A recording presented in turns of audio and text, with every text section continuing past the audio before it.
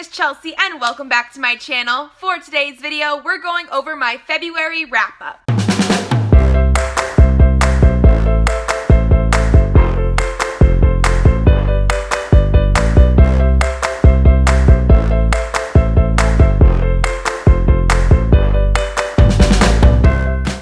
I have quite a few books to show you guys, so we're just going to get right on into it. The first book I read this month was Scorpio Hates Virgo by Anita Sunday. This is the second book in her Signs of Love series, and I gave it a 4 stars. This is a book that I had mentioned before in my TBR video for February because I actually was currently reading it. I have never read anything by Anita Sunday besides this series, and I love these books. So they are typically classified as male-male romances. However, I do feel that they should be classified as LGBTQ romances because in both the first book and in this second book, neither of the guys are both strictly gay. One of the guys in the first book was bisexual, and one of the guys in this book is demisexual, and she actually does a very good job about explaining that as well, so I was very happy with that.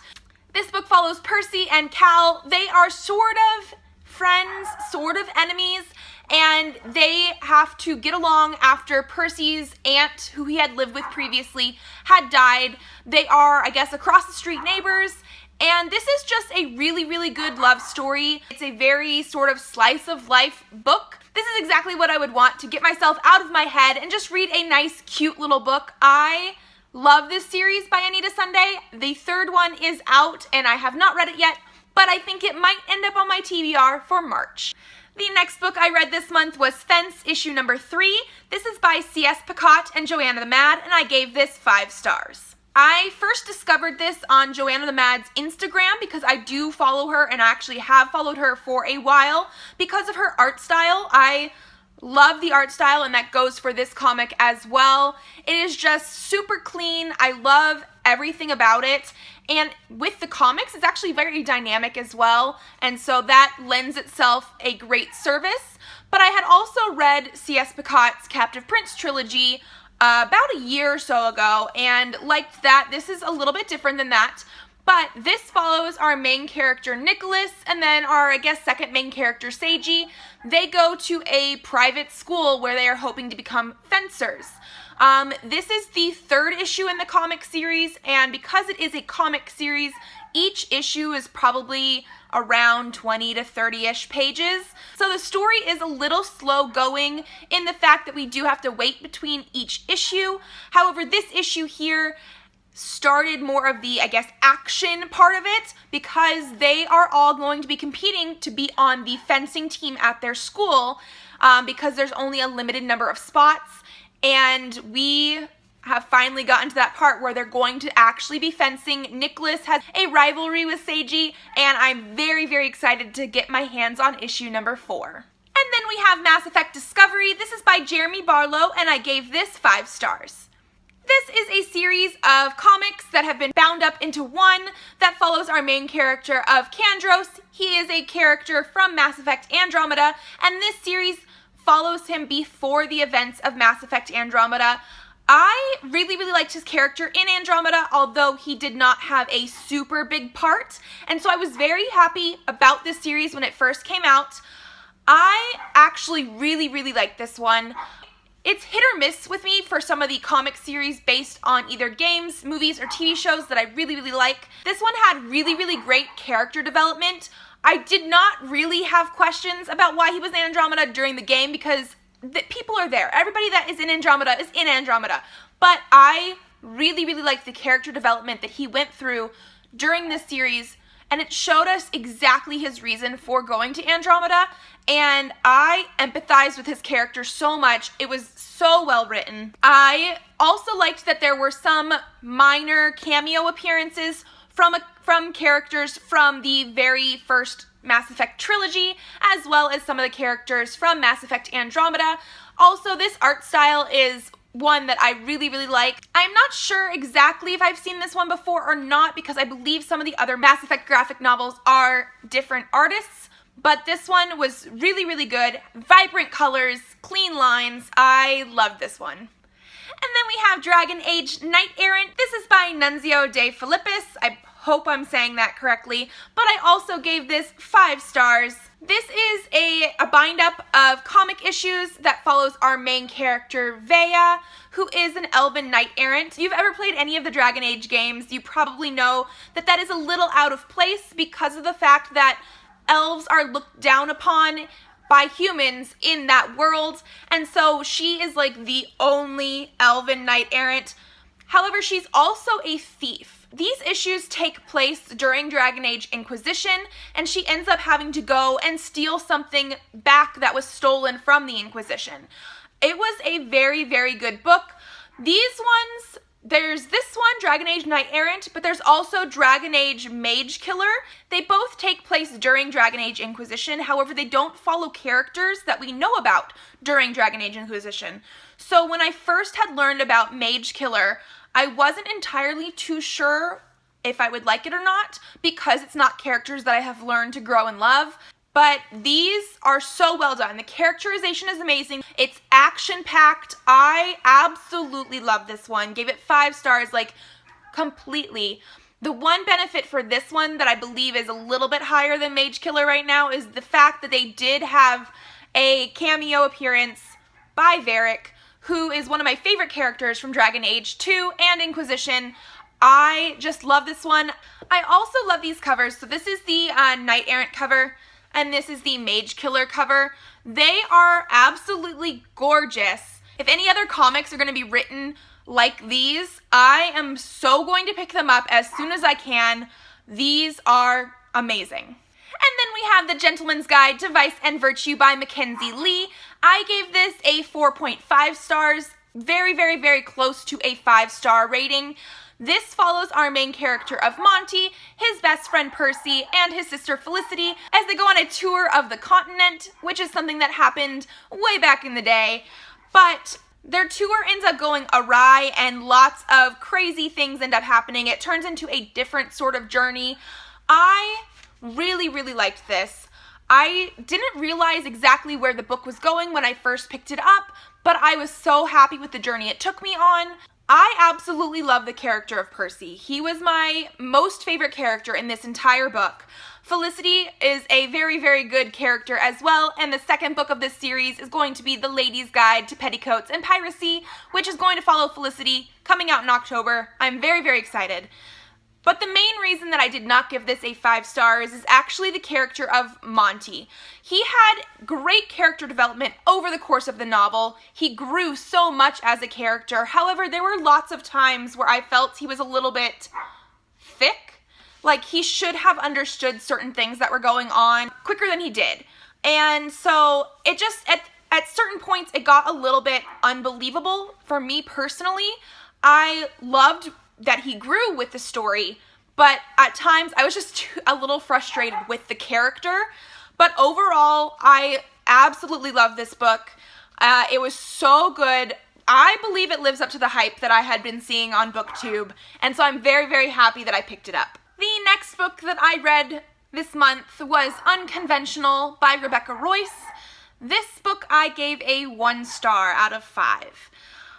This is the first time I have done this in a while, and this is the first time and hopefully only time I have done this with this author's work. This is an author that I have liked before with other series, usually giving her books around a 4, 4.5, or 5 stars, depending on what happens in the books. I did not like it.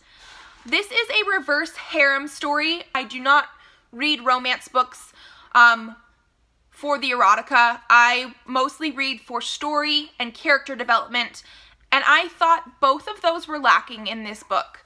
I actually DNF'd it around halfway through. I don't even remember the main character's name. Everything was very, very slow. So the author had branded this as a serial series with 3 books in it. So normally a serial is something that is released and it's small novels.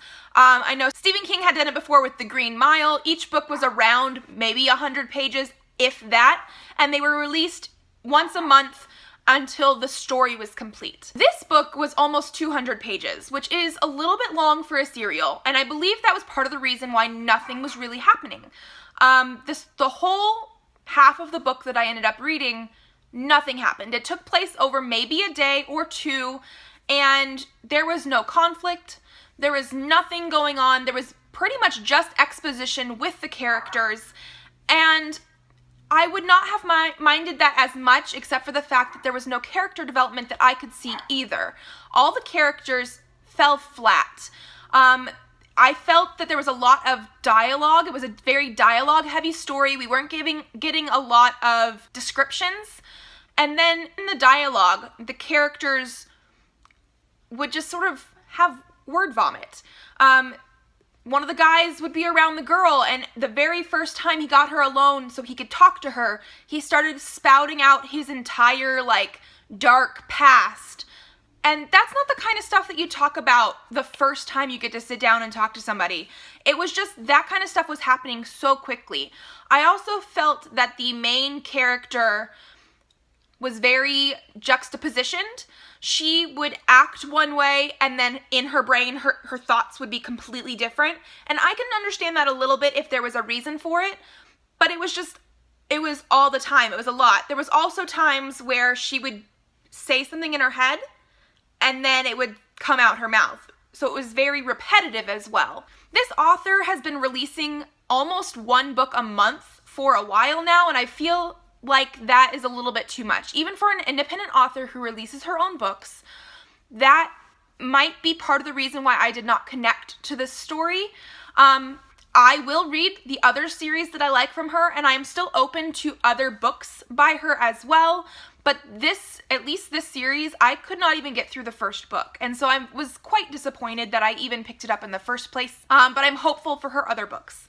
The next book I read this month was Orange Future. This is by Ichigo Takano, and I gave it 5 stars. Orange was a series that I believe came out 2 years ago, and I absolutely loved. It follows a girl who ends up getting letters from her future self so that she can stop a horrific event that happened during her high school years. So I do classify that story as a sci-fi romance. I absolutely loved it. It was so good. When this book came out, I didn't even realize it was coming out. It was a very surprise release for me. All of a sudden it was out, and I had no idea. I don't know why I didn't know. But I had heard some mixed reviews on BookTube for this. I had heard some people say that they did not think there needed to be a follow-up for this series. While I understand that sort of mentality for this, I was actually very, very happy that we did. This follows Sua, who is sort of a side character, but like a very main side character in the original series. And this one actually tells us more about the future the letters came from. So it's not even, I feel like, not a direct sequel to the original Orange, but it gives us more backstory. And I was very happy about that because there was some conflict in the first book, almost based on the future of them, even though they obviously had no idea what was going on because it was in the future. But this answered so many of my questions. I felt so much better about the characters and their situation after that story had ended because I read this. I feel like she does say it best herself. And I'm going to read a little bit from her author's note. It does have a little bit of spoilers from the original Orange series, so if you do not want to know those, skip ahead until you see the next book I'm going to talk about. But let me read this for you because I thought it summed up why she wrote this so well. After everyone saved Kakeru from the accident and his suicide, I didn't feel like showing that the future had just suddenly changed. If someone has been hurt, I want to pick up the pieces and help them. I wanted to use this work to express that just a few words and sentiments such as this won't suddenly make someone okay. Mending a deeply broken heart takes time. I think many people have probably asked, what am I living for? I think maybe hearing people express their gratitude helps you appreciate your own existence and worth. No matter what, if you pick up something someone dropped and return it to them, or return something they lost, they'll say thank you. When people express their gratitude, they may want to say, you being here saved me. But saying something like that is difficult. But I think that thank you shares a similar meaning. Thank you equals because you were here I was saved. So whenever someone says thank you, please interpret the meaning in this way. And if someone does help you, please say thank you. No matter what it was, those helpers in this world are precious indeed. So I just thought that that was absolutely beautiful. I love the story. I love this author. I love her work. Anything she writes, I believe I am going to pick up. And then the next book I read was The Hazel Wood by Melissa Albert. This is the first book in this series, and I gave this a 3 stars out of 5. I had very mixed feelings about this book. The cover was gorgeous, the summary sounded amazing, and this book does follow our main character of Alice, whose grandmother writes dark fairy tales. The book was called The Tales from the Hinterland, and at some point in this story, Alice's mother disappears, and she sort of ends up getting, a message that her mother is in the hinterland, as in the stories are probably real and not just that her grandmother made up. I think my biggest issue with this book is that it takes forever to get going. This is a 300 and something page book, and we didn't get to the, main storyline until at least page 200 and something. It took forever. I was very interested in this story, and I am still interested to see where it's going to go. But because it was so slow, we didn't get to know a whole lot. It was a whole lot of getting from one place and learning something, and then getting somewhere else and learning something. It was the journey took forever to get through. It was also one of those ones where, because we don't know the hinterland tales, I was a little bit confused with some of the aspects that were going on. I do feel like if there was a book released with the hinterland tales and I read those, I might understand a little bit more of the details that were trying to go on. There would be a character in here who knew the tales, and they would mention something that was in the fairy tales, but Alice didn't know and we didn't know, and I was a little confused by that. There was also a twist maybe in this book, but it didn't happen until less than 100 pages. The whole story felt like it could have been compressed at the beginning. So I just had a little bit, I liked it. I liked the overall story arc. I was very, very interested in it to start, but some of the pieces fell flat.